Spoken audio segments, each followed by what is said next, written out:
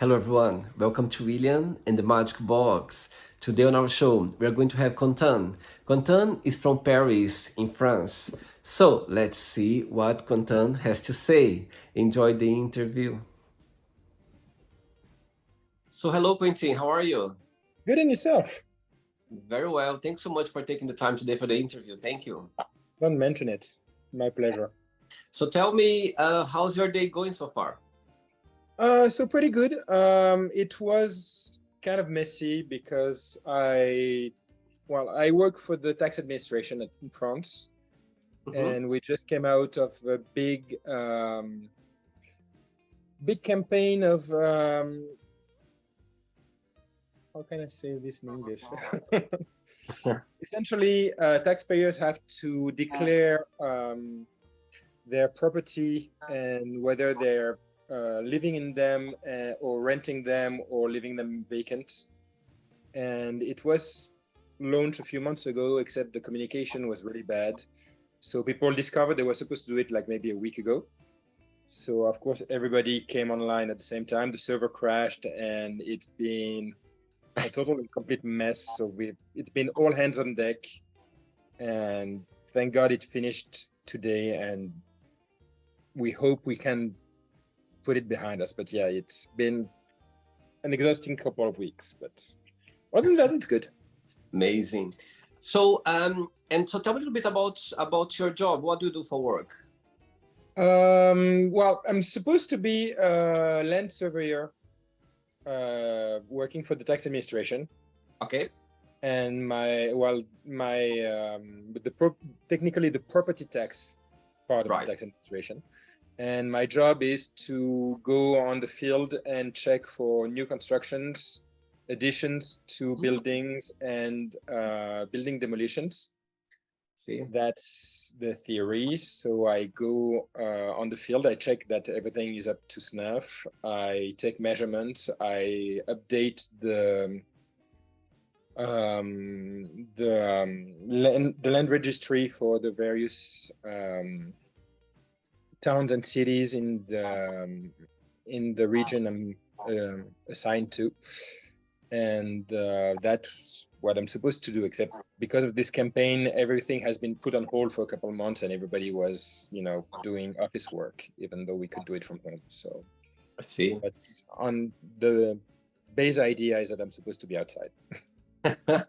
As you already mentioned that you are from France, where's about Yeah. in France you are based?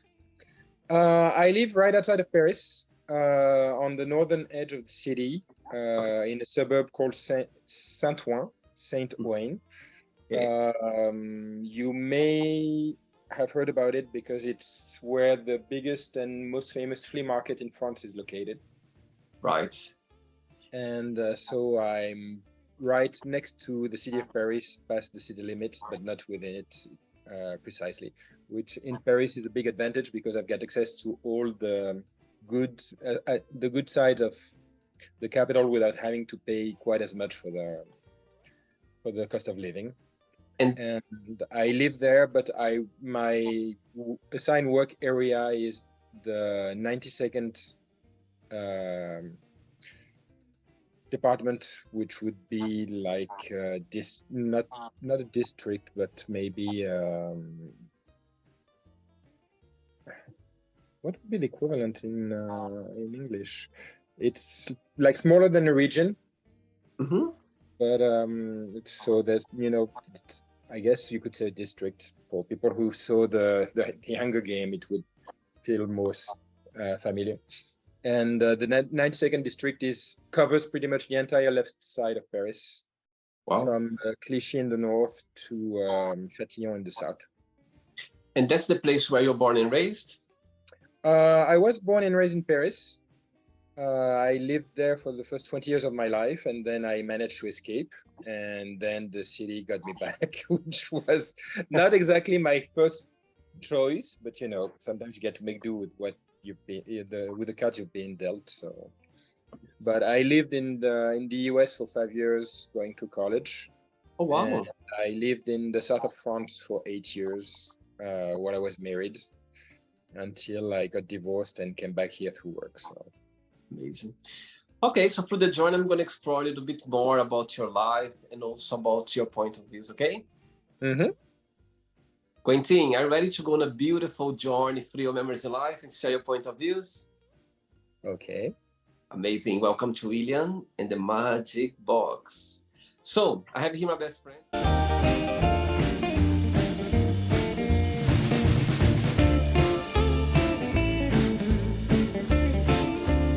Okay, full of fun and fun questions. I'm just going to play a song now just for us to relax a bit before the first question, okay? Sure thing. Am I saying your name right, Quentin? Um, if you're English or American, yeah. In France, it's Quentin, but most Quentin. most most English speaking or even Spanish speaking countries will pronounce it Quentin. Okay. I'm gonna try to say Quentin. Mm-hmm. Amazing. Let's do it.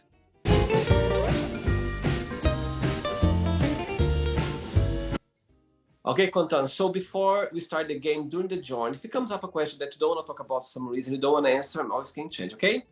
Okay. First question for you is, what is your favorite kitchen smell? My favorite kitchen smell. Oh boy, that's a tough one. The thing is, my dad was from the Middle East and a very good cook. So I got raised, and he traveled a lot before he met my mother. So I got raised on a lot of different cuisines. But honestly, I'd have to say the smell of tagine. Mm. My dad used to make a fantastic lamb tagine with spices and potatoes and lamb that just melted on the fork and in the mouth, and it was just glorious. So yeah, that just thinking about it, my mouth is watering. It's that bad. So. Do you like cooking? I do. I sadly I'm not at the level that my dad was at. I wish I was, but I enjoy cooking.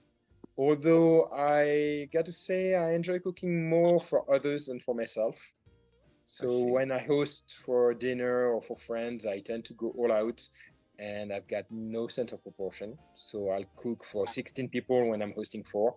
But Yeah. when I'm on my own, honestly, I tend to go for simple stuff like salads and omelets and so on. I see. Okay. Next question. Let's do it.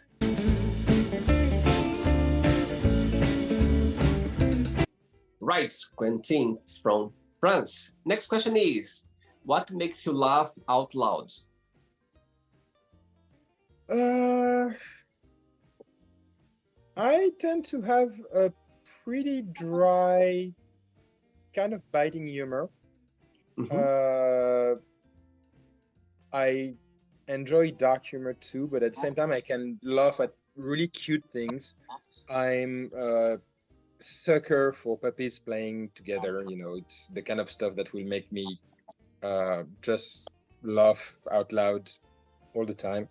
But at the same time, I think my first real comic inspiration were the classical Adams Family drawings from Chas Adams before even the movies and everything. So, you know, very Halloweeny, dark humor Uh-huh. with guillotines and stuff. That's kind of what I was raised or warped on, depending on how you want to look at it.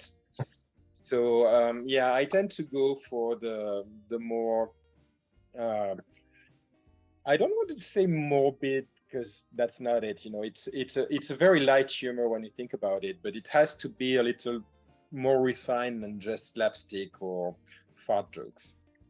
See. All right. Next question. Let's do it. Mm-hmm. Right. Before the next question, as you mentioned before, that you lived in the US before for university, yeah, for university. Yeah. So tell me, where's about, and tell me the experience that you had. What do you miss the most about your journey in the US? I went to college for 2 years in Santa Monica at Santa Monica College. It was a very special, unique experience because I had gone through the first 2 years of university in France, but I had like every kid, I guess, in my age bracket, I went into computer science, Yeah. except it was, the beginning of the concept in front. We were still doing Fortran and C and COBOL, where when people in the US were learning about HTML. So, it's like we were a bit behind the time. And it was nice, but I had absolutely no idea what I wanted to go after that. And I chanced upon conference given by a woman who was recruiting for Santa Monica College, which had at the time, I don't know if they still do, but at the time had a huge, extremely popular international student program. They actually went abroad to recruit and bring people in. And I was lucky enough to meet her, and I dragged my dad to the next conference, and I essentially spent the entire summer pestering my parents to send me. And they were good enough to say yes. At the time, I had no idea what I was asking them, but it was an amazing opportunity. Wow. So they sent me there, and I spent 2 years in Santa Monica getting my associate in web design, and then I transferred to what was at the time the latest Cal State University campus, a very new one at Monterey Bay, which had been created on the remains of the old Fort Ord military base. Wow. So it was kind of strange because we had this humongous area full of decommissioned military barracks and buildings, but we were using only a very small portion of it for the university. There were like 6 or 7 buildings at the time. And I joined their computer graphics and computer design program with an emphasis on interface creation and layout. It was called Telecommunication, Multimedia, and Applied Computing, TMAC. So I spent 2 more years there, and then after I got my bachelor, I went back to Los Angeles for a year trying to get a job, which I was allowed to under my student visa. Sadly, that was just about the time that the Silicon Valley bubble crashed, or popped, rather. So the market was flooded with people with just about the same kind of skill set that I had just acquired, and of course, years and years of experience. So there was absolutely no way I could get a decent job there, and I didn't want to bust table until I got something better. So I came back to France. The most special experience there was really the ability to experience a different culture by immersing myself in it. Yeah. It was maybe not as much as a culture shock as it could have been if I'd gone, say, to China or Japan, or because, at the time, the US were still on top of the world. It was before 9/11. And I guess every kid in the world wanted to go to the land of the free and learn there. So I grew up on Michael Jackson and Magnum and other American shows. So I had at least a vague idea of what to expect, even though it was romanticized through TV and media. But the experience over there was absolutely fantastic. At first, I stuck to the international student program and the clubs there because, I got homesick and I didn't know the culture and anything. But it was a huge melting pot of people from all over the world exchanging experiences and at the same time trying to acclimate themselves to this new country. So we shared feelings and experiences. It was absolutely magical, and the people at the college were extremely welcoming and did their best to help us. Plus, I met people in America that were not part of the college, but what blew me away at the time was how welcoming everybody that was there. It was before, this current climate of I don't want to say racism, but more like Welcoming. yeah. At the time, they were very open, and honestly, they loved meeting people from other countries. The good thing is I'm half Middle Eastern, but I don't look it. I more look like a Viking, so that definitely helps. But I met people that I'm still in contact with over 20 years later, even though I haven't seen them since. We exchange online all the time. They opened my eyes to how wide the world could be, how one's culture can be both a support, but also a set of blinders. It's very easy to see the world through the lens of where you grew up and miss the forest for trees. Absolutely. Yeah. And when I came back to France, I had this outside view of my own country that helped me to see both the good sides that we had, because I could see all the advantages we had compared to a country like the US, universal healthcare and unions and so many other things. But at the same time, I could see also how French people could be sometimes selfish, sometimes self-centered, and not big flaws, but little things that I still think today that as a culture we could do better. I guess every culture has that. It's not a thing. There's always that's the beauty of living in a different country, because when you come back to your own country, that's when you see the difference and you spot things that you never saw before or never realized before. So I absolutely agree. But it also makes you appreciate more what you left behind and what you're coming back to. Absolutely. Okay, next question for you is, what is your favorite guilty pleasure TV show? It's I'm gonna pull out my geek card here. It's an American sci-fi TV show that flew under the radar for very long, but is making a comeback right as we speak. Called Babylon 5. It's something new, or it's been for a while? Sorry? It's something new on TV, or it's been for a while? Oh no, it's old. It came out late 90s, early 2000s. Okay. The funny part is it was one of the first sci-fi TV show with an ongoing story instead of the episodic story of the week format that they had until then. And it was a sci-fi TV show that was set on a space station, except it came just about the same time as Star Trek Deep Space Nine. So people went into, of course, this whole fan war of who plagiarized who. But if I had to describe it, I'd say it's pretty much Game of Thrones in space. I see. Okay. It's written by one of my absolute favorite TV creators, J.W. Straczynski, who you probably know better because he worked on Sense8 with the Wachowskis.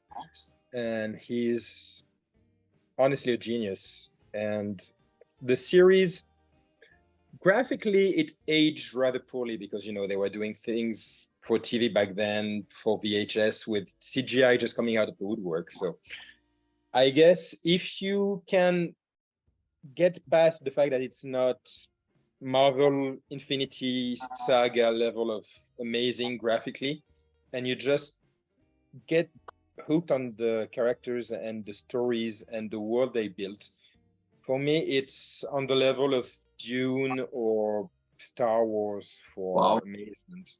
And I discovered it when I was in the US, but I didn't get hooked back then because I missed most of it. And when I came back to France, I ran into people who, by some miracle, knew about it. I got back into it. I bought the DVDs, and honestly, I've had them for like 12 years, and I'm pretty sure I've watched the entire series at least once a year since then. Wow. Every time I pick up on new details and new stuff, and I get hooked all over again. It's amazing. Very good. Next question. Let's do it.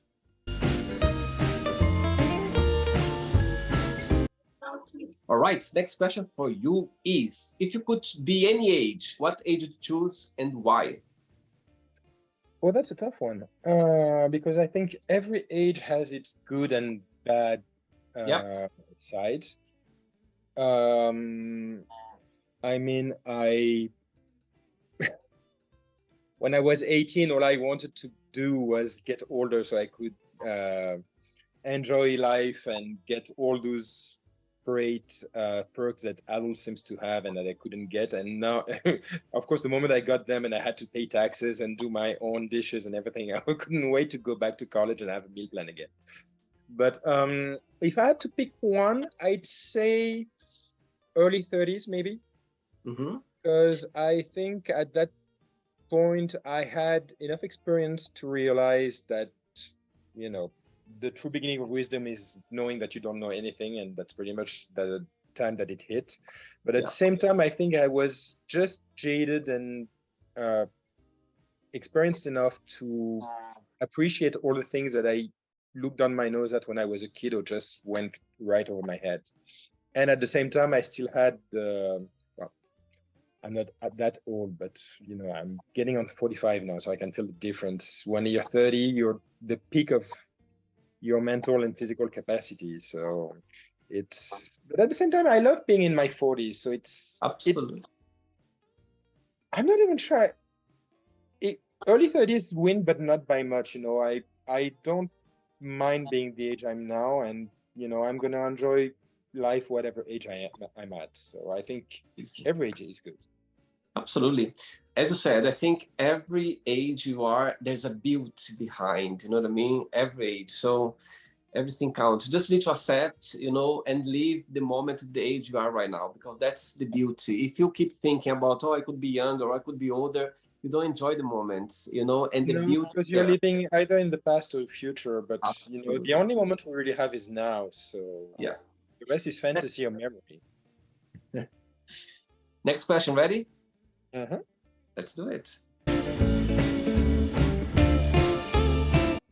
Right, before the next question, when I was checking your profile, I could see a phrase there that got my attention, okay? It says there, just a French guy turning his life around. What do you mean by that? Well, when I got back, I want to say, into the whole online thing, because you've got to realize I'm an old coot, so TikTok and Snapchat and all of that went right by me, and I'm, shaking my cane at all those young whippersnappers and telling them to get off my lawn right now. But Instagram is something I got back into only a few years ago, and well, to make a long story short, when I was 24, I met who I thought would be the man of my dreams, the man of my life, and at the time he seemed to be, and he seemed to be on board with the idea. And we were together for 15 years. Wow. 5 years dating, 5 years in a civil relationship, in a civil union, and 5 years officially married. And once same-sex marriage got official in France. And trouble is, we got divorced. Mm-hmm. After I had lost both my dad and my big project in life, which was a store that my dad had been financial partner in, that had to close because it was easier for inheritance issues. So I had no job. I'd lost a huge part of my family, knowing I had lost my mother a few years prior.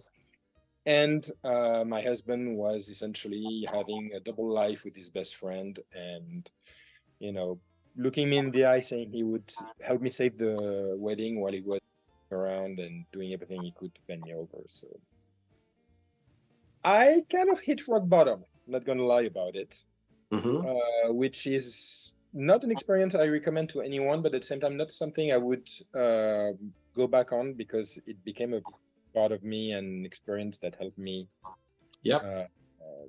go on with. Well, it's part of who I am, and as the saying goes, once you hit rock bottom, there's no way to go but up. So once I went through depression and mourning and rage and all the stages of letting go, with the help of a good shrink and a few friends, not gonna lie, I decided that it was time to rebuild my life and find out who I was when I was on my own, without, being part of us. I had to find out who I was myself, because I think that's something that I kind of missed on before I went into this whole mess, which, not gonna lie, was probably part of why it didn't work in the end. But we were young and in love, so I decided to get back in touch with the world, which was easy to do face to face with people who lived close to where I was. But all the friends that I left behind when I moved to the south of France in Paris or in the US, I had to rebuild relationship that I kind of let grow fallow, because I had to take care of myself first before I could work on them. So I got back into the online game, and when I did that, I decided to update most of my profiles with, this is a new me, essentially. Amazing. Yeah, I think those events in life, they come for a reason, happen for a reason, and you don't see the message straight away. But when you're over it, that's how you go, like, you know what? Now I understand why I went through that. It takes time. The healing process can be long. That's what I believe. Absolutely. And the good and the bad is always part of you. It shapes who you are, and pretending that something didn't happen is, for me, the worst thing you can do about an experience, good or bad, because you can escape the pain, but you also miss the lessons. Totally. And I'm sure that going through all that left some scars on me, and Yeah. I am over, I'd say 95% of it, but the 5% that are left will always be there. But it's also, it brought lessons that I took to heart, and Yeah. that helped me become who I am today. Everything counts at the end of the day. That's how I believe. Everything counts. And it should be grateful for both sides as well, for the bad and for the good. Because both, as you said, are shaping us, are put us in a place where we're meant to be. That's how I believe. No, I can be. At the time, trust me, I was not thankful for any of it. No, absolutely, absolutely. When you are going through, you don't see anything. You don't think properly. You're just trapped in that moment that you don't think, ahead. You just think at the moment. You just keep, like going around the same feelings. But again, all of us go through that. So it's and it feels good when you're out of it. You're like, oh my God, I feel relieved now that I'm not there anymore. You know what I mean? That's the good part. Yes. It really feels like being reborn on many levels. Yeah. And I'm much happier with the person I am now than with the person I was then. So. Amazing. Okay, next question is, if you need to remove forever from your phone, yeah, all the social media like Instagram, TikTok, all the social media together, yeah, all of them, or YouTube, which one would you keep and why?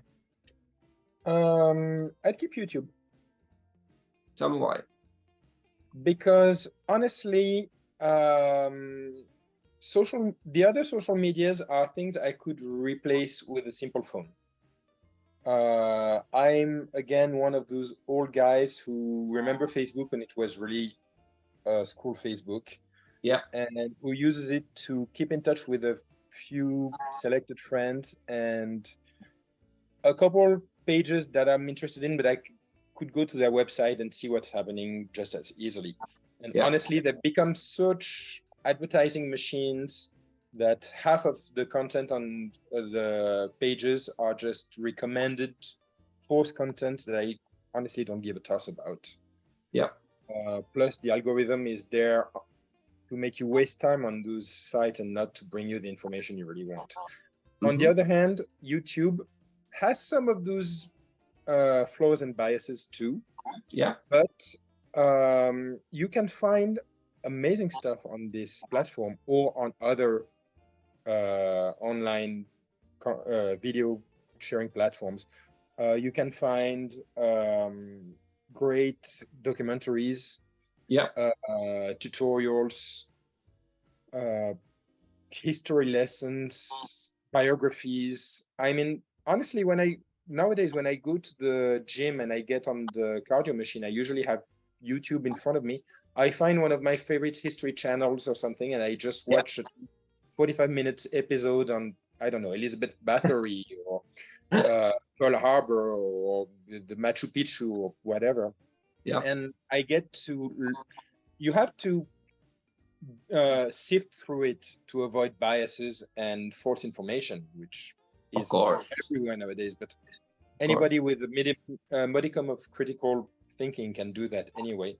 And Yep. it can give you a lot of varying viewpoints also on hot topics. So it's a good way to do some research without having to.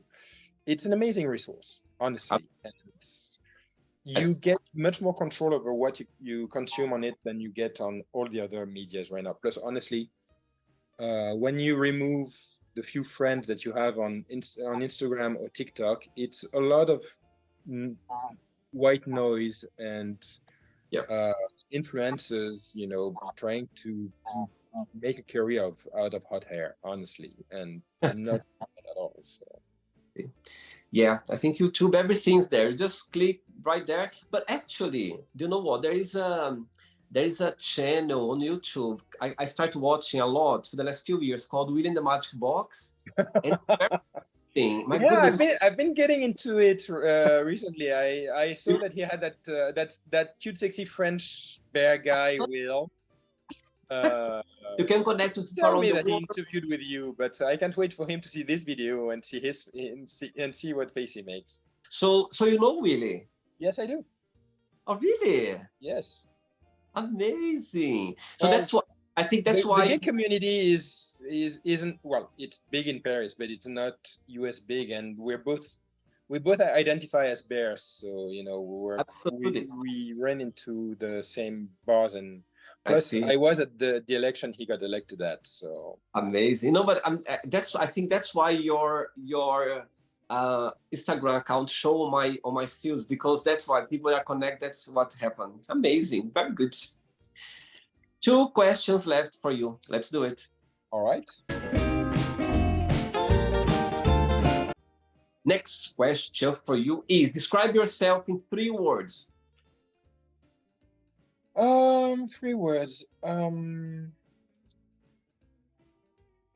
Stubborn. Definitely. Just I tend to be opinionated, but I also tend to try to do the right thing. And if I had, and well, let's pick the third one and then expound on them, I guess. Epicurean, I guess, would be a good one. Uh-huh. Because so the first one, stubborn, is both a good and a bad thing. I'm fully aware of it, but people have compared me to bull or to bulldog. It depends on whether they want to be nice about it or not. I'm a Taurus. I tend to feel very strongly about topics. And even though I'm more than willing to be proved wrong on anything, I tend to like a good debate Yeah. and argument, and not for the sake of getting into an argument, but for the intellectual stimulation of, fencing with words and pitting one side against the other. It's a way to it's a way to open your mind in a way to new possibilities. But at the same time, I tend to, when I get into that, I fight to win. So, and when I get focused on an idea or a person or an action, I like to go to the end of the process. I like to think I'm not a quitter, and that can translate into both determination and stubbornness, depending on whether I'm right or wrong. I don't pretend to be right all the time. Heaven knows I haven't been. The second one kind of dovetails into it. I abhor hypocrisy. I'm a very direct person. I say what I mean and I mean what I say. And when people don't do that, it tends to drive me up the wall. I have been taken advantage of in the past because I also tend to give my trust pretty easily. But if somebody betrays my trust me, it's gone forever. But if you manage to keep it, I can be an extremely faithful and true friend. my friends in the US whom I've been in contact. One of them was my university roommate, and I went to his wedding, and I was his best man, and we're still in touch now. So yeah, I don't like two-faced people. You know, if you want to be an asshole, fine, that's your prerogative. I don't, well, doesn't mean I'm gonna like you, but that's totally your right. I want to say own up to it. What I don't like is people who are total dicks and can look you in the eye and smile and say, I like you, when they don't. Probably I was married to one of them for 15 years, so that's definitely part of who I am like that right now. But my parents were both like that too. The kind of people who you really liked to have as friends and you really didn't want to have as enemies. So also, you remember that show I mentioned earlier? There's one character in there I sometimes identify with. One of his motto was never start a fight, but always finish it, and that's pretty much what I like to do. I'm not easy to anger, but once I get there, trust me, there's gonna be blood on the wall before I'm done. I don't want to see you angry, okay? I don't want to see you angry. You know, some people have. Usually they learn their mistake, but I see. I'm very slow to get there, though. I don't like to blow up, but once the pressure is too much, you know, I go Nova big time. I see. The third one, Epicurean, it goes back to how I was raised too, I guess. Again, I had parents who were extremely open-minded and very cosmopolitan. They both traveled a lot, experienced a lot of different cultures, had friends from all over the world who liked to visit and so on. So I was privileged to be raised in contact with a lot of different viewpoints and cultures and experiences, and it gave me that, I don't want to call it a need, but that tendency to want to, once I find a new experience, I want to go through it fully, to make sure that, you know, I squeeze every bit of information and new experiences I can out of it. And so that also goes back to the fact that I'm very, you know, direct person, because once I do something, I do it fully. But I love trying new cuisines, discovering new music styles and new art forms, going to new places, trying new stuff in sex. Hey, honestly, I consider that you can never say you don't like something until you've tried it in some ways. Absolutely. There are exceptions. For example, I'm death on drugs. Because I've seen so many people get their lives destroyed financially, socially, sometimes literally. I've lost a couple of friends because of them. And honestly, I don't need to do 6 rails of coke and 2 slams of meth to know that's really not something I want to get into. Okay. Ready for the last one? Yep. Last question, let's do it. Last question for you is, if you could have dinner with anyone, living or not, who that would be and why? Well, I'm going to pull out my geek card again, I guess. I would have loved to meet Isaac Asimov. For me, he's one of the defining authors and, in many ways, thinkers of the 20th century. What I know of his life before he became a best-selling author and after, paint him as someone who was probably fascinating to talk to.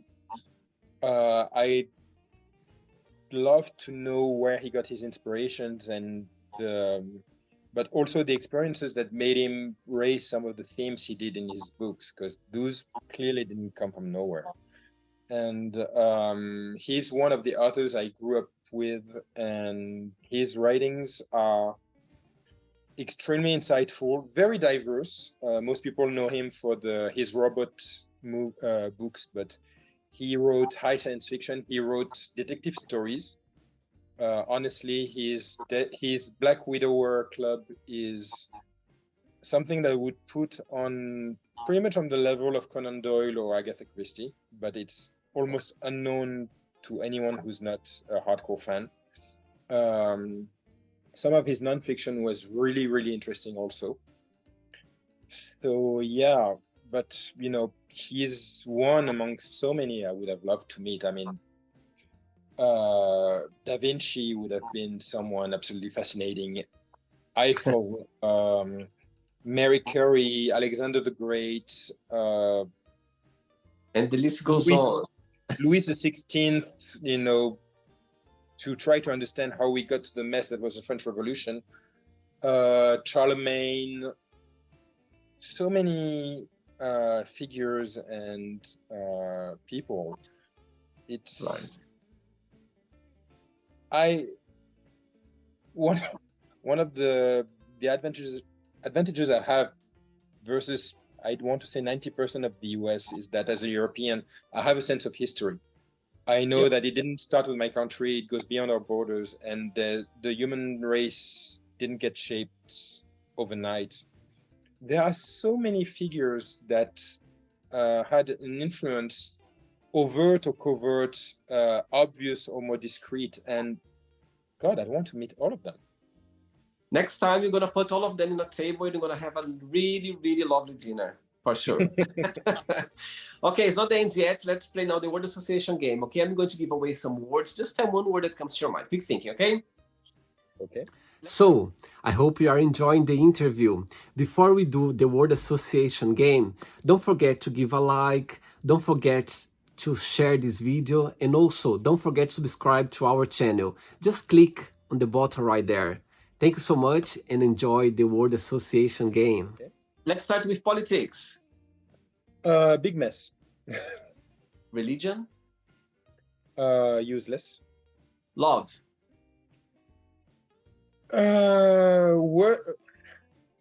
Worth going for, but requires a lot of work. Trust, honesty, and commitment. One word for money. One word? Useful. Family? Essential. Life?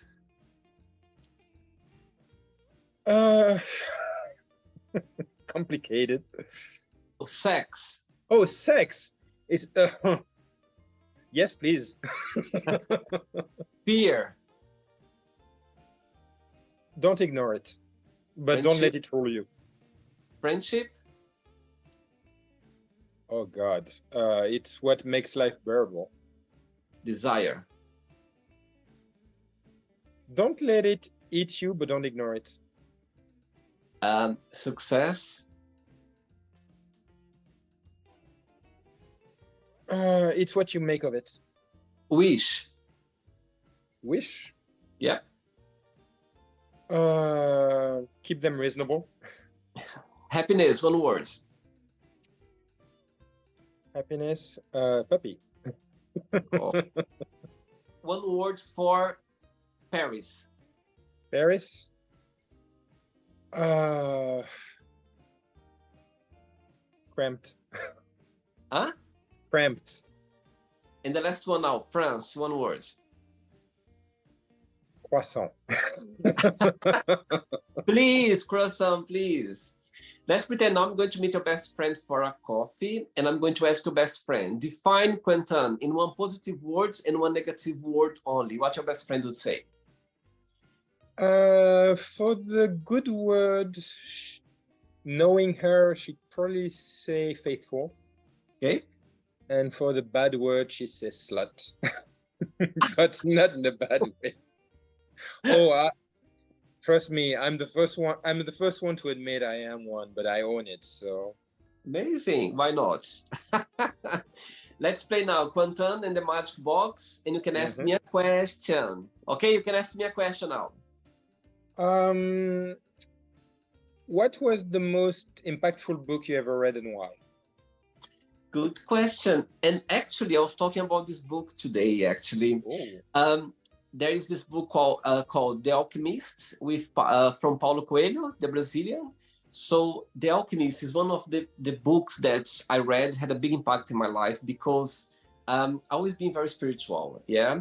And that book, it's kind of explained to me why the journey of spirituality, why we feel this way, why you feel the universe around, like trusting, go after your dreams, you know, believe in your, all of that. It's explained more about my thoughts that I had regarding spirituality. So yeah, The Alchemist, Paulo Coelho. And I was telling my friend today that I read, it's been for a while now when I read it. And I would like to read it again now, you know, after so many years, because for sure, I'm going to see the book in a different way and I'm going to learn some lessons in a different way as well. So yeah, The Alchemist by Paulo Coelho, for sure. Okay, I'll have to check it out. But it's the thing about good books is they open you to new things, but you can go back to them again and again and pick new insights. I have a few of them that I keep it because I gonna read them again, and this is the one of the one. I just need to find it, where is it, and I'm gonna read for sure because, you know, I've seen so many people like talking about and reading, and I felt like, oh my God, I want to read it again now because it's been a while. It's been like, I would say more than 15 years when I read it, more or less 10, 15 years, I think. So it's been for a while now. So yeah. And you still pick it as the most important one. Wow. Absolutely, absolutely. It left a big, big impact for me for sure. You'll have to send me the references so I can look it up. I will, absolutely. That's great. Quentin, did you enjoy the interview? Mm-hmm. Yeah? Yeah, it was great. I had a great time. I hope you did too. Are we good on time or? Absolutely. Yeah. Yes. Okay. Just there. We're just there now. Oh, right. Sorry about the kerfuffle with the camera at the beginning. No, it's okay. Not a problem at all. Not a problem at all. Thank you so much for taking the time. Thanks for being so sweet. And since the first time I approached you, you were very sweet and said, yes, let's do it. Why not? So thank you very much. But before you go, if you can share a positive message or anything that you live by. Positive message. Well, based on my own experience, there are times in your life where you're going to feel like everything is coming apart, you know. You're going to get dumped, you're going to get fat, you're going to get fired, you're going to get into arguments, you're going to get hurt, you're going to get betrayed. These too shall pass. Yeah. I'm not making light of what you're going through. I'm not pretending it's easy. A good support mechanism, friends, family, a good shrink, don't overlook that, can definitely help. But life is not all roses and butterfly, otherwise we'd never get to appreciate the good times if we didn't have the bad. And they are also part of who we are. So absolutely. Don't make light of what you feel. Don't ignore it. Don't pretend it doesn't happen. Make it part of who you are. Turn that suffering into strength and rebuild on stronger foundations. You can do it, and trust me, you'll be all the better for it. Absolutely. Merci beaucoup. It was my pleasure. Have a very good night. Talk to you soon.